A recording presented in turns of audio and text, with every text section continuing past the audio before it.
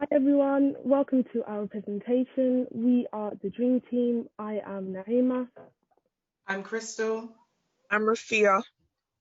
Eunice. I'm Salma. And I'm Ezgi. And we are tackling the problem of accommodation for health workers. Imagine traveling hours during the night to reach desperate patients, leaving your hometown unaware of the challenges that lay ahead of you. Now picture the distressed refugees waiting anxiously for urgent medical attention. This is exactly what refugees in Mayukwa are facing right now. The lack of health workers results in a massive medical crisis, forcing thousands of people to rely on a small team of only 4 qualified staff and 1 clinician. That's 18,000 refugees to 5 health workers. You can see this ratio is ridiculous. Especially with COVID-19, it's vital to have several health workers present at the camp to meet the needs and demands of the refugees. Health workers are a necessity. So how are we planning to solve this? Health workers are the key players who build trust between the health facility and the community. Therefore, their presence in the refugee camp is essential. Inspired by IKEA's flat pack refugee shelter, we have chosen the cost-efficient and eco-friendly option of container homes or buildings, which are made from easily sourced materials such as steel for the exterior, and will be using wood and bamboo for the interior. The wood would be sourced locally and would provide workshops and training to mainly refugees and volunteers, which would increase livelihood and generate income. The workshops would also create a sense of inclusivity as the trainees would be gaining new skills and working alongside health workers to improve their community. We aim to ensure that at least 40% of the population have access to healthcare over 3 years. Our target market are families and individuals, as well as healthcare workers, as there is a shortage of them. There is currently 1 health clinic running with insufficient power and water supplies, which can be tasking for health workers. Through using durable, long-lasting materials, our project reaches a variety of sustainable development goals, such as decent work and economic growth, gender equality, as we are aiming for both males and females to gain employment, and good health and well-being. We hope to reach more of these goals as the project gradually progresses, such as number 1, number 9, number 11, and number 17. We aim to work in partnership with UNHCR and UNDP to implement this project and accomplish our goals. Also, we are planning to work with UN agencies and the Zambian government to gain permission to the land for this project. The project cost is about £22,000, 13,000 in containers and facilities, 6,000 in furniture, 2,000 in transportation and labor costs, and 1,000 in marketing and paperwork. We would get a revenue from renting the accommodation to the health workers, and we would get over 400,000 in profit. This is the total profit that we would get in 50 years, which is the life expectancy of the containers that we are planning to implement.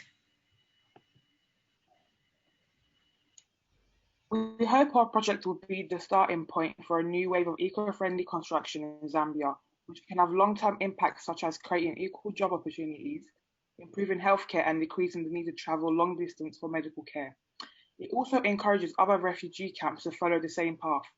Throughout Africa, there is constantly new emerging infrastructure and lots of potential in construction. But invested in projects like this is only going to strengthen developing areas and increase profit.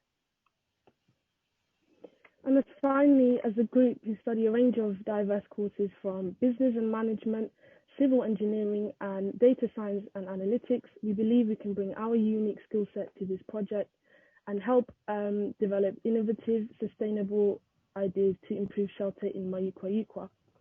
We recognize the gap in the market, the importance of shelter, and especially the great potential our project has in Zambia. Everyone deserves healthcare, so let's give Mayukwa this basic right. And at the end of the day, we are women in STEM, we are women in business, we are already a minority within a minority, and we would love to break through and really make a difference. Thank you for listening. Thank you very much, Dream Team, for a really fascinating presentation. I've got a question around the actual units and themselves. You mentioned about, you know, the longevity of them. Have you identified any sort of things like maintenance costs with them, or you know, are there any risks with those particular types of material? We'll probably work with, in the funding, have a contractor to maintain any updates to the furnishing and the container environments. But during COVID, in a lot of countries, they set up hospitals in that way to service communities where there was a lack of community. So it is something that is becoming very popular, and we know that we can manage an up-service. Thank you. I think Joe's got a question. Sorry, yeah, I meant to introduce Joe. I was on mute. I fell prey to the trap. Thank you, Dream Team, for a very interesting presentation. I have some questions around financing or risk with regards to financing. How do you perceive the risk of, because there's quite a lot of money that needs to go into this, and also all of these healthcare workers, how are they going to be employed? Is they going to, part of your plan for making a profit is that they rent these houses, right? If I understand you correctly. So, yes. But they probably need a salary from somewhere. So how are they going to be employed? Have you planned? We were thinking that they would be employed by the government. Mm-hmm. So they would work in the hospital, and the average salary of a healthcare worker in Zambia is about £320. Okay. And we plan to rent our accommodation for £40 per month. All right. And the investment, you hope to get funds from this from the UN, HCR, for example. Yes. Okay. Thank you.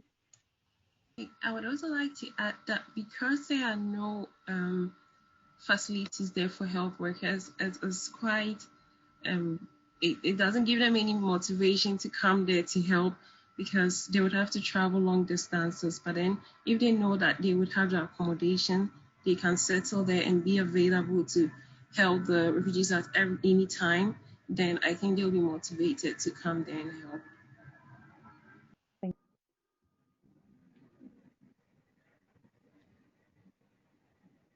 Chris. Okay.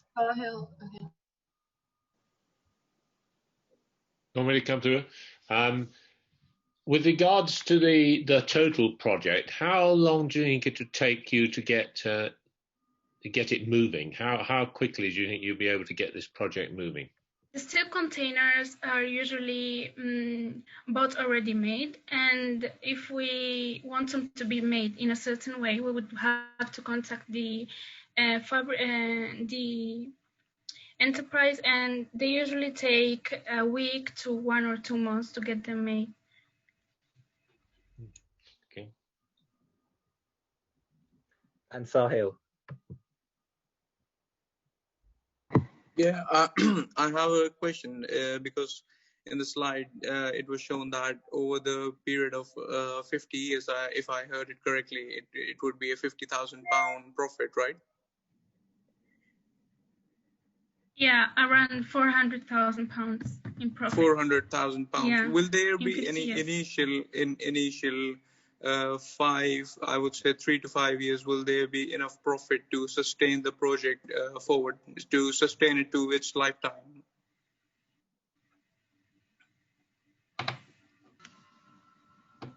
There are several charities as well that support in getting medical care to different areas, different communities, and so we hope to partner with them on a long-term basis to make sure that everything is updated, of the facilities are using the right technology and the staff are getting the right training. And so we want to create employment for the health workers a long term. And we'd like it'd be something that we want, as we mentioned, to catch on in different communities. So it's a project that we see we can replicate.